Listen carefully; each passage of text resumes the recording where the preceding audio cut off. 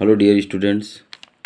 जैसा कि आप सब जानते हैं कि एमपी बोर्ड ने हमें 4 प्रैक्टिस सेट प्रोवाइड कराए हैं जो कि परीक्षा की दृष्टि से काफ़ी महत्वपूर्ण हैं। इनमें से आज हम प्रैक्टिस सेट पेपर 2 सॉल्व करेंगे जो कि काफ़ी इम्पोर्टेंट हैं। तो सबसे पहले हम सॉल्व करते हैं पैसेज, जो कि काफ़ी डिफ़िकल्ट होता है और इसमें बच्चों को काफ़ी डिफ़िकल्टी फेस करना पड़ती है सॉल्व करने के लिए।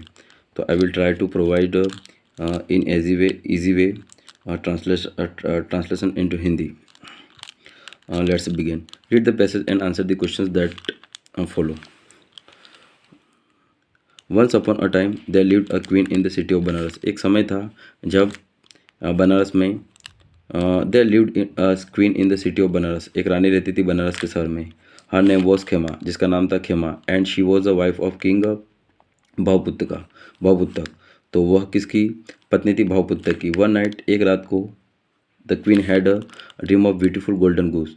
तो वो क्या करता है, एक गोल्डन घूस के जो रानी होती है वो एक गोल्डन घूस मतलब एक स्वर्ण हंस का, एक गोल्डन हंस का वो ड्रीम देखती हैं and spoke with great wisdom, और उनसे बातें भी करती हैं बड़े ज्ञान की, और सुनती हैं बड़े ज्ञान की बातें। Almost us if he was says, और ऐसा लगता है मानो जैसे कोई संत बातें कर रहा हो। She told her husband that desperately wanted to see bird just like one in her dreams. तो वो अपने हस्बैंड को बताती हैं कि मुझे एक ऐसा ही बर्ड चाहिए जो मैंने आज सपने में देखा है। So the king asked his minister to find out all they could about the bird such as this. तो वो अपने मिनिस्टर से बोलता है कि आपको ठीक ऐसा ही बर्ड ढूंढ कर लाना है, यदि आप ढूंढ सको तो। ही वॉज टोल्ड, और उन्होंने कहा, that such a bird it exist. इस प्रकार के बर्ड तो बड़े मुश्किल हैं, but extremely rare and difficult to find, लेकिन उनको ढूंढना और बड़ा रेयर और बड़ा कठिन है, दुर्लभ। They advise him to build a beautiful lake on the outskirt of Banaras. तो वे सलाह देते हैं कि to build a beautiful lake on the outskirt of Banaras. तो बनारस के बाहर हम क्या बना सकते हैं, क्या बनाना चाहिए, एक झील बनाना चाहिए आर्टिफिशियल, सो दैट ताकि he may attract such a rare and lovely creature to reside there, ताकि बहुत वो लवली क्रिएचर और वो दुर्लभ प्राणी यहाँ आ सके। इन दिस वे, इस तरीके से the queen might have her wish, और उसकी जो क्वीन रानी की जो इच्छा है वो भी पूरी हो जाए। Toward this north the mountain Chitrakoot, इस प्रकार उत्तर के पर्वत चित्रकूट पर there lived about 90,000 wild geese, लगभग 90,000 वाइल्ड गीज वहाँ रहते थे, headed by the beautiful golden goose. और इनका नेतृत्व कौन करता था? एक गोल्डन घूस। हिटेड करना मतलब नेतृत्व करना। कॉल्ड किंग धतरथ, जिसके राजा का नाम था Dhatarath. He got a hare of exquisite lake surrounded by water lilies and lotus floating on the surface. और वो सुनता है कि वहाँ बहुत खूबसूरत एक लेक बना है, जिसके पानी पर लिलीज और लोटस कमल के फूल फ्लोटिंग कर रहे हैं उसके ऊपर। The king had invited all the birds to come and live on it, और राजा उन सबको इन्वाइट करता है और वहाँ रहने के लिए कहता है। Promising that none of them would ever be harmed, और ये भी कहता है कि किसी को भी कोई नुकसान नहीं पहुँचाया जाएगा। Corn was scattered on the daily basis in order to attract the bird, और इस प्रकार मक्का वहाँ डाला जाता है बर्ड को अट्रैक्ट करने के लिए। So a couple of geese went up to their king, और इसीलिए ये सब देखकर एक कपल घीस का होता है जो कि राजा के पास आता है। द गोल्डन घूस, जो राजा था गोल्डन घूस, एंड टोल्ड हिम, और उसको कहता है, that they were quite tired to living up in the mountain and would like to see this wonderful lake where he had been promised food and protection. और कहता है कि हम इस माउंटेन से अब यहाँ रहकर हम टायर्ड हो चुके हैं, थक गए हैं, like to see this wonderful lake, और वो देखना चाहते हैं इस खूबसूरत लेक को, झील को। Where they had been promise to food and protection, जहाँ उनको उनसे प्रॉमिस किया गया है भोजन और प्रोटेक्शन के लिए, सुरक्षा के लिए। The king agreed to their request and took the flock down toward Banaras. इस प्रकार राजा वो उस कपल की बात को स्वीकार कर लेता है और बनारस की तरफ चल पड़ते हैं अपने झुंड के साथ। मेन वाइल, इसी बीच at the lake king Bhuputrak, जो राजा था उस lake king Bhuputrak had placed hunter, Bhuputrak उस रानी का हस्बैंड, वो क्या करता है, शिकार hunters all around the order to capture the golden goose, मतलब उस गोल्डन घूस को पकड़ने के लिए चारों तरफ वो हंटर्स लगा देता है। हंटर्स मतलब शिकारी। That happen to pass by, और जब भी वो पास आए तब। सो द नेक्स्ट मॉर्निंग, अगली सुबह, when the head hunter saw the flock of geese, और जब वहाँ के उन हंटर्स ने, उन शिकारी ने उस फ्लॉक ऑफ गीज को देखता है, उस झुंड को देखता है, उन गोल्डन हंस के approaching, he was very excited to see their golden leaders, और बड़े खुश थे, बड़े एक्साइटेड थे उन उस लीडर को देखकर। He immediately went about sitting up the snare almost the water lilies and lotus, तो इस प्रकार वो क्या कर देते हैं, अपना जाल फैला देते हैं वो लिलीज और लोटस के वहाँ। He knew that the leader would definitely be the first to alight, और उनको पता भी था कि सबसे पहले जो गोल्डन गूस का लीडर है, जो राजा है, वही वहाँ आएगा। And whole flock come flying down one mighty swoop and accepted it was the king food that touch the water first, और इस प्रकार पूरा झुंड वहाँ आया, और उस झुंड वहाँ आया, और जैसी उम्मीद थी कि सबसे पहले राजा आएगा और पानी को टच करेगा, तो ऐसा ही हुआ। He was in short, he was ensnared and could not escape, इस प्रकार उसको फंसा लिया गया और वह छूट नहीं पाया। सेइंग दिस, इसको देखकर द अदर किस flu up into a panic, और जितने ही घिस थे, जितने हंस थे, वो क्या हो जाते हैं, डर जाते हैं। But none had the courage to try free their king, और इस प्रकार वो बिल्कुल भी अपनी राजा की मदद नहीं करते हैं। So flew back to mount Chitrakoot for safely, और सुरक्षित माउंट चित्रकूट पर वापस चले जाते हैं। ऑल एक्सेप्ट वन, इन सब में से सिर्फ एक को छोड़कर। He was the chief captain, जो कौन था, चीफ कैप्टन था सामुका, जिसका नाम था Dhatarath. Entreated him to fly the safely to, और वो कहता है कि तुम भी सुरक्षित यहाँ से भाग जाओ। As he would surely to be captured if he stayed by his side, और तुम्हें भी निश्चित रूप से यहाँ पकड़ लिया जाएगा यदि तुम यहाँ रहे तो। But Samuka replied that he would never desert his master in safe of danger, तो लेकिन सामुका ने उनको रिप्लाई दिया उस गोल्डन गूस को कि नहीं, मैं भले ही खतरा है लेकिन मेरे मास्टर को छोड़कर मैं नहीं जाऊँगा।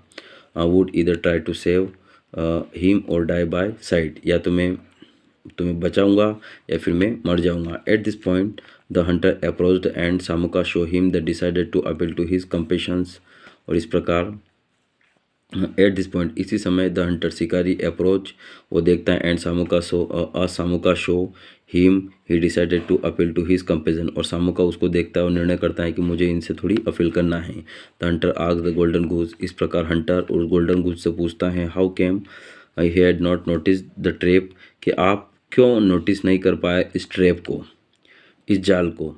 दैट वॉज सेट, जो कि बिछाई गई थी। The golden goose replied, golden goose ने जवाब दिया, that when one's time was up, जब किसी का समय आ जाता है, it was no use to struggle against, तो उसके खिलाफ संघर्ष करने का कोई फ़ायदा नहीं है। वॉट वॉज फेटेड, चाहे भाग्य कुछ भी हो, one must just accept it, और हर किसी को इसको स्वीकार करना चाहिए। The hunter man was very impressed, इस प्रकार वो शिकारी बहुत ज़्यादा इम्प्रेस हुआ विथ हिज ग्रेस, उसके आशीर्वाद से और उसके ज्ञान से। He then turn the Samuka, और उसके बाद वो सामुका से पूछता है, and asked why he had not fly with the other birds even though he was free to do so, तो वो पूछता है कि तुम और दूसरे पक्षियों के साथ क्यों नहीं उड़े जबकि तुम तो फ्री थे।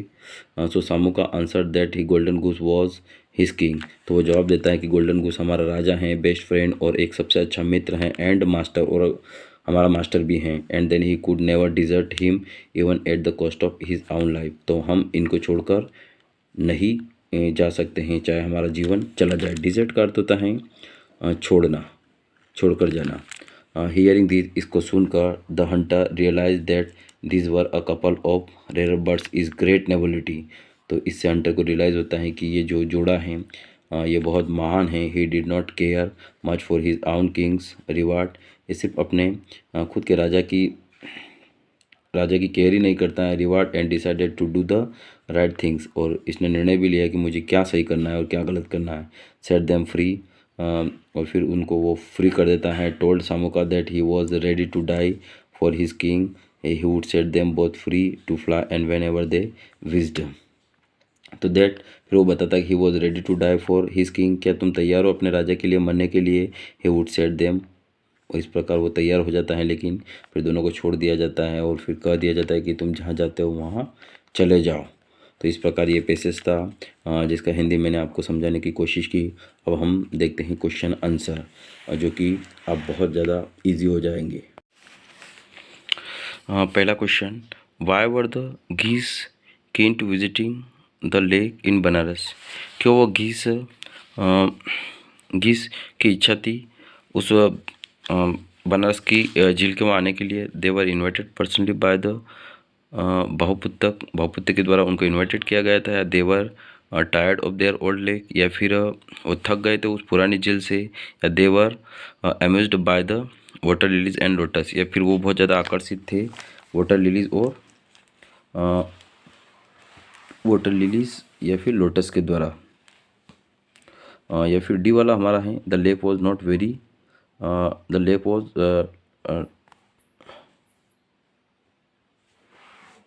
The lake was not very far from the mountains, या फिर लेक बहुत ज़्यादा दूर नहीं थी उससे।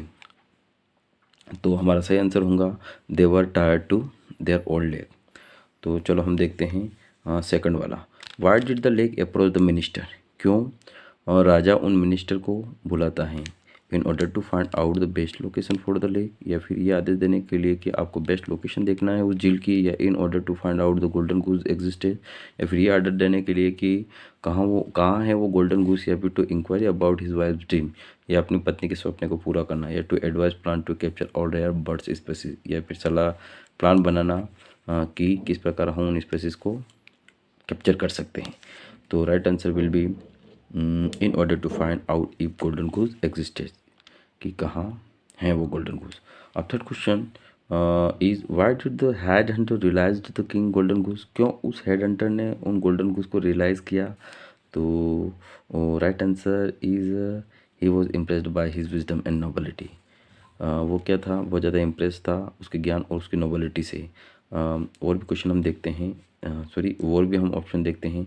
The geese were rare species of bird, या उन पक्षियों में से गीज बहुत ज़्यादा रेयर था, या golden goose king Dashrath promised him to handsome reward, या फिर दशरथ ने कहा था कि हम तुम्हें बहुत अच्छा रिवार्ड देंगे, या फिर the hunter sympathises with the golden goose, या फिर हंटर का बहुत सिंपैथीज था उन गोल्डन गूस के द्वारा। तो हम तीनों ऑप्शन को देखते हुए देखते हैं कि पहला आंसर हमारा बिल्कुल राइट है।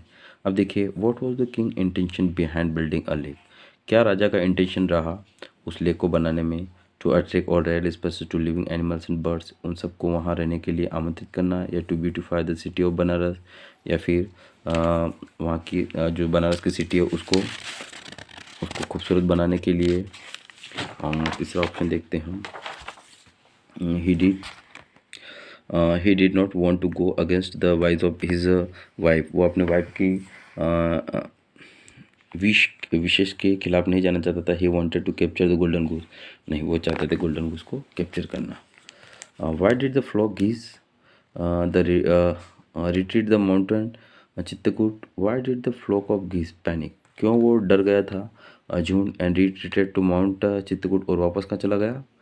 माउंट चित्रकूट चला गया। The king took the wrong road of the lake and they lost their way, राजा ने उनको गलत रास्ता बताया था, या फिर अपना रास्ता भटक गए थे, या there king and golden goose was captured, या फिर उनका राजा और गोल्डन गूस पकड़ लिया गया था, या the chief captain Samuka betrayed the king, या फिर लड़ पड़ा था कप्तान सामुका से, या फिर the spotted many hunted by the lake, या फिर बहुत ज़्यादा हंटर वहाँ लगा दिए गए थे। तो उन्होंने देखा था कि उनका किंग जो गोल्डन गूस था वो पकड़ लिया गया था उस हंटर के द्वारा। That no such golden goose exists, कोई गोल्डन गूस नहीं रहता है। And he was only wasting his time searching for one, या फिर सिर्फ उनको ढूंढना मतलब फालतू टाइम वेस्ट करना। तो क्या होगा? To create an artificial golden goose for the queen, या to build a lake in order to attract the golden goose, या फिर to open the sanctuary of the rare birds for the queen, या तो क्या होगा sense? To create artificial golden goose and for the queen. तो क्या करना? To create a artificial golden goose and for the queen. It is wrong answer. To open the sanctuary of the rare bird of the queen. The right answer will be no golden goose existed, what, sorry, question है what advice did the minister give to the king, कौन सी सलाह दी minister ने राजा को, to create artificial golden goose for the queen, बिल्कुल right, artificial, no no no no, this is wrong answer, that no such golden goose existed, it is to build a lake order to attract the golden, C answer is right, to build a lake in order to attract the golden goose. अब हम देखते हैं next question, which of the following statement would best describe the qualities of Samuka, वो कौन सा statement बिल्कुल सही होगा जो कि सामुका की क्वालिटी को मेंशन करवाए, बिट्रेड ऑफ द फ्लोक, वो उन फ्लोक को बिट्रेड किया, द सेल्फिश गूस या लॉयल टूवर्ड द किंग, अपने राजा के प्रति वफादार था, या फिर the native and ignorant goose, या फिर उसने अपने सारे और दूसरे गूस को इग्नोर कर दिया था। तो सही आंसर होगा थर्ड एंड फोर्थ, बिल्कुल वो लॉयल था अपने राजा के प्रति और नेटिव और उनको गूस को इग्नोर कर दिया था उसने। अब नेक्स्ट क्वेश्चन है instructions 8 and 10 choose the word which almost nearly to the same in the meaning of the word asked. So the first question is exquisite. Exquisite का अर्थ क्या होगा, एक्सपेंसिव या डेलिकेट या एलेबरेट या वंडरफुल, तो right answer will be exquisite का अर्थ होता है बहुत खूबसूरत, बहुत ब्यूटीफुल, हैंडसम, तो वी विल सिलेक्ट डेलिकेट, तो it is similar meaning, it is synonyms of exquisite. Snare, snare का नाम मतलब फंसना या फंसाना, तो trap, trap is right answer. और डिज़र्ट, डिज़र्ट मतलब वहाँ से छोड़कर चले जाना, तो अबंडन इज़ राइट आंसर। ठीक है, इस प्रकार हमने इस पैसेज को सॉल्व किया। अब हम कुछ क्वेश्चन और देख, अब हम सॉल्व करेंगे question number 6, fill in the blank. First question is he my pen in his bag, तो यहाँ हम यूज़ करेंगे, here we will use HID, heat, because we can not use height. यदि हम हाइट यूज़ करते हैं तो ही के साथ हमें SES लगाना पड़ता है प्रेजेंट सिंपल में, तो हम और हिडन हम यूज़ कर नहीं सकते हैं, क्योंकि यहाँ हमें हिडन यूज़ का वर्ब की थर्ड फॉर्म यूज़ करने के लिए हमें हेल्पिंग वर्ब की ज़रूरत पड़ती है, तो हम ये यूज़ करेंगे HID। Second question is how times have you visited Shimla, तो how time you visited Shimla, तो यहाँ कैसे होगा सही आंसर, हाउ टाइम्स, टाइम्स को आपको देखना है, टाइम है अनकाउंटेबल नाउन, तो आप जानते हैं कि मैनी के साथ, मैनी काउंटेबल नाउन के साथ यूज़ किया जाता है, मच अनकाउंटेबल के साथ किया जाता है, और एनी नेगेटिव या इंट्रोगेटिव सेंटेंस के साथ यूज़ किया जाता है, तो हम यह यूज़ करेंगे much, because time is uncountable noun. अब नेक्स्ट थर्ड क्वेश्चन देखते हैं, अर्जुन इज़ जूनियर मी, तो अर्जुन इज़ जूनियर मी, तो यहाँ हम यूज़ करेंगे टू, जूनियर या प्रीपर या कुछ ऐसे वर्ड होते हैं, वहाँ हम हमेशा टू यूज़ करते हैं। वर्क हार्ड लेस्ट यू फेल, अब आप देख रहे हैं वर्क हार्ड लेस्ट, इस सेंटेंस में लेस्ट इंपॉर्टेंट वर्ड है, जहाँ भी आपको लेस्ट दिखता है वहाँ हमेशा ब्लैंक में शुड यूज़ होता है, मतलब लेस्ट के साथ हमेशा शुड आता है, एक कंजक्शन है ये, लेस्ट शुड, जिस प्रकार इधर के साथ और निदर के साथ nor, not only but also, इस प्रकार होता है।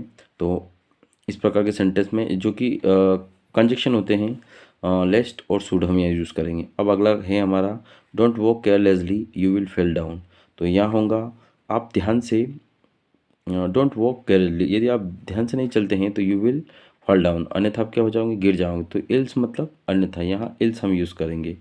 हार्डली, अब यहाँ देखना आपको, हार्डली, हार्डली जहाँ भी होता है वहाँ हमेशा क्या यूज़ किया जाता है, व्हेन, डिड यू अंडरस्टैंड, जहाँ भी हार्डली होता है वहाँ हम क्या यूज़ करेंगे, व्हेन, ये भी क्या है, कंजक्शन है, जैसे हार्डली, व्हेन, इधर और, निदर नॉर, टू, सो दैट, तो यहाँ भी हार्डली के साथ क्या यूज़ होगा, व्हेन, तो इस प्रकार ये फिल इन द ब्लैंक जो कि बहुत ईजी थे। अब हम यूज़ करते हैं डू अस डायरेक्टेड, जो कि काफ़ी इम्पोर्टेंट है। सबसे पहले हम देखेंगे पहला सेंटेंस जिसको मैं सॉल्व करूँगा। पहला सेंटेंस है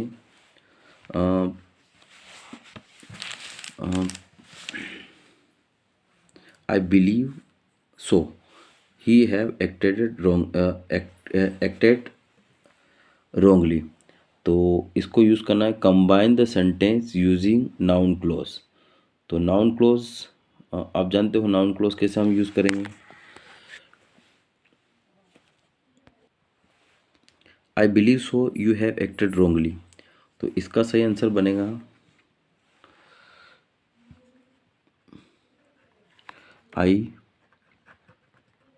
believe so that you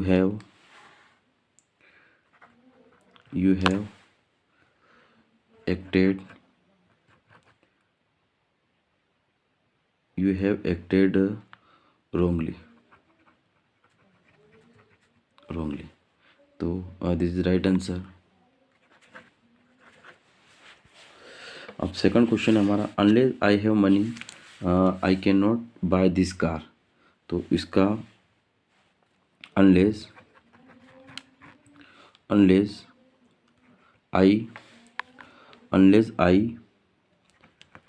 have, I do not, sorry क्या लिखेंगे, I do not have money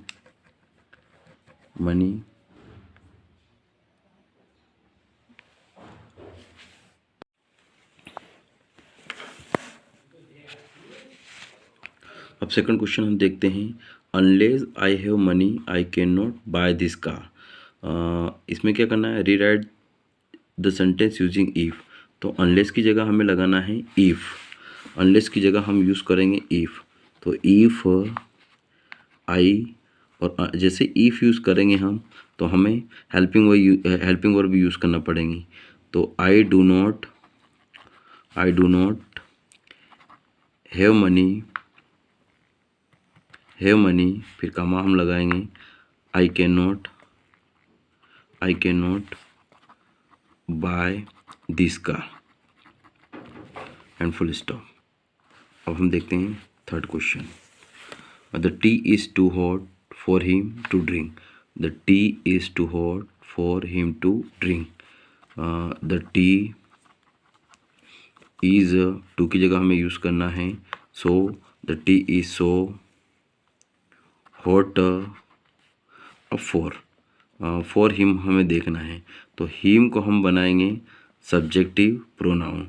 तो the tea is so hot, और अब हम यूज़ करेंगे दैट ही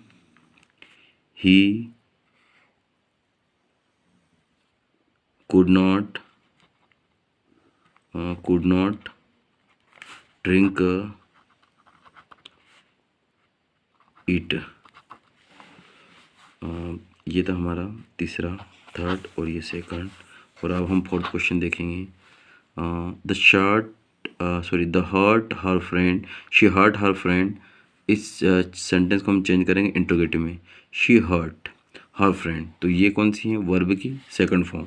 तो हम इसका आंसर लिखेंगे she did not hurt her friend. ये हमारा अभी नेगेटिव बना है, लेकिन हमें बनाना है इंट्रोगेटिव। तो इंट्रोगेटिव में क्या करना पड़ता है, हेल्पिंग वर्ब को हम सेंटेंस के आगे पुट करते हैं। तो हम लिखते हैं did she hurt her friend, और पीछे लगाएंगे हम क्वेश्चन मार्क। अब हम यूज़ करेंगे पांचवा,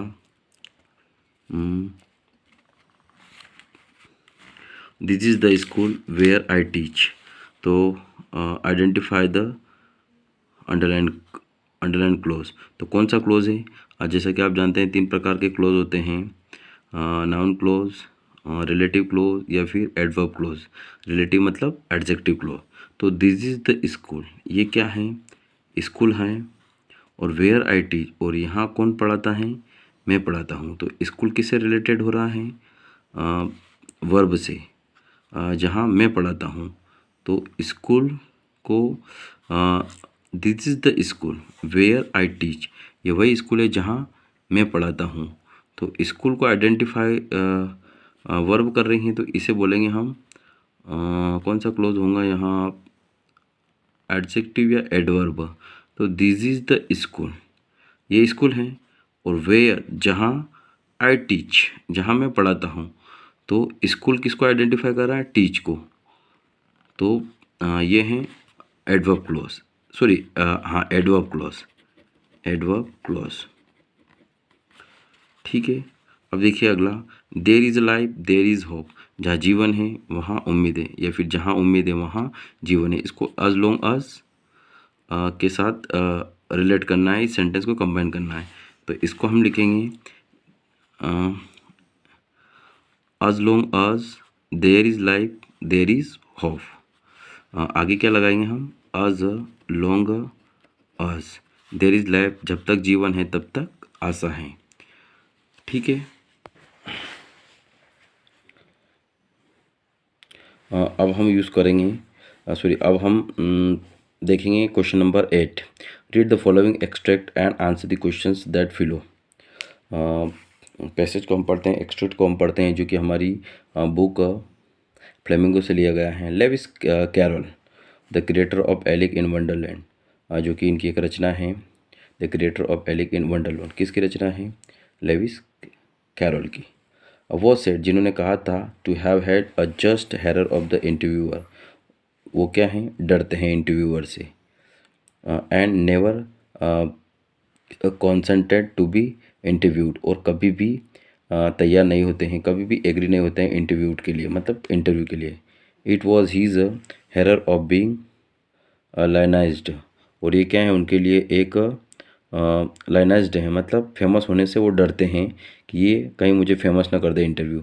विच मेड हिम थज रिपल, जो कि उसको क्या करते हैं? वो रिपल करते हैं, अवॉइड करते हैं। वुड बी एक्वेंटेंस, जो कि क्या है उनके लिए? एक्वेंटेंस है, मतलब अलग चीज़ होती हैं, रिश्तेदारों से अलग चीज़ होती हैं।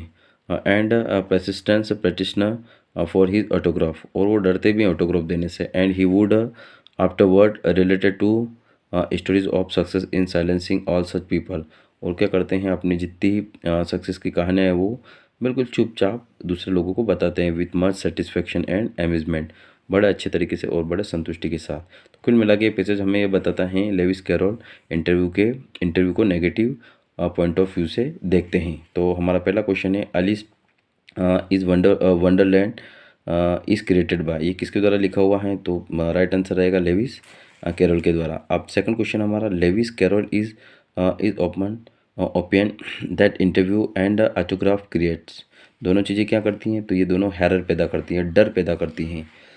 थर्ड क्वेश्चन है, who is expressed on the interviewer negativity, कौन इसको नकारात्मक रूप से बताता है? तो ये भी हमारा सरल आंसर लेविस कैरोल। अब देखिए अगला, the above extract has been taken from, और ये एक्सट्रैक्ट कहाँ से लिया गया है? तो you know very well the interview.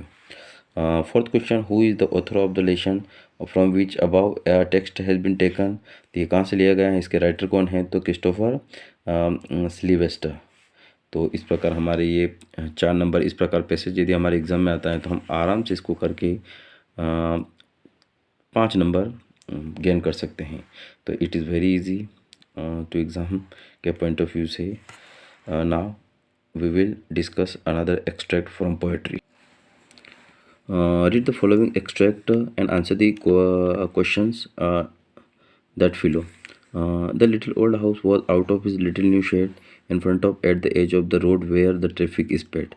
A roadside stand that too pathetically played. It would not be fair to say for the dole of breed, but for some of the money, the case whose flow support the flower of cities from singing and withering faint. तो ये थी हमारी poem. The little old house was out of with a little new set, छोटे छोटे घर हैं उनके बाहर छोटे छोटे सेट बने हुए हैं। In front of the as of the road, बिल्कुल सड़क के सामने। वेयर द ट्रैफिक स्पीड, जहाँ से ट्रैफिक गुजर रहा है। The roadside stand that to pathetically played, और रोड साइड स्टैंड है वहाँ बहुत ज़्यादा पैथेटिकली, बहुत मार्मिक वहाँ प्लेड हो रहा है, मतलब प्रार्थना हो रही है। It would be not be fair to say, और ये नहीं बोल रहे हैं डोल ऑफ ब्रीड, कोई रोटी के लिए वो मांग नहीं रहे हैं, but some of the money, कुछ पैसे मांग रहे हैं, द केस, वो केस हुज फ्लो सपोर्ट, जिनसे उनको थोड़ा सपोर्ट मिल जाए, द फ्लावर ऑफ सिटीज़, और किन से सपोर्ट मिल जाए, द फ्लावर ऑफ सिटीज़, उन रीच व्यक्तियों से, उन रीच पर्सन से जो कि शहर में रहते हैं, सिंकिंग एंड विदरिंग फेंट, है ना, और जो कि क्या है, इनके कारण ये बहुत ज़्यादा सिंकिंग है और बहुत ज़्यादा विदरिंग है।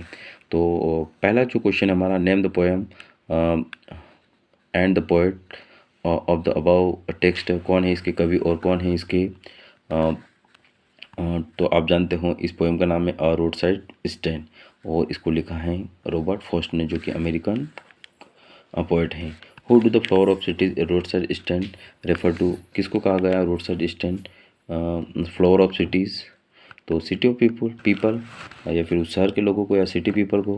What is the roadside stand in the poem, और क्या है रोड साइड स्टैंड पोएम में, तो बस स्टॉप है या वेटिंग पॉइंट है या फिर set outside the road side है या फिर ट्रैफिक स्टैंड है। तो right answer will be what is the roadside stand in the poem, road side stand क्या है, तो ट्रैफिक स्टैंड तो है नहीं, the set outside the road side, it is right answer. Now we will discuss the last question, extract from supplementary book Avistas. At that very moment, a great miracle took place. An astonishing phrase emerged from the lips of the 10 days old Jang Jang Bahadur or wise prophets.